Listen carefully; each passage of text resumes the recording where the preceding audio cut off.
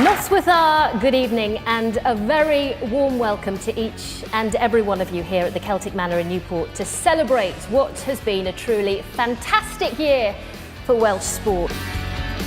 The winner of the Community Coach of the Year is Mark James. The Volunteer of the Year is Fatia Ahmed. Hannah Nolan. Finally, would you please tell us who is the winner of this year's BBC Cymru Wales Sports Personality of the Year? Jonathan Davis.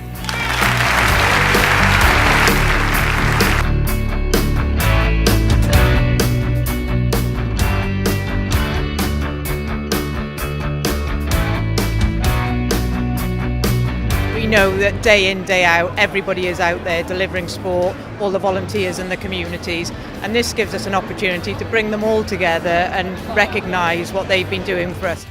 The contribution is appreciated by perhaps more people than they know, and more than just the awards tonight.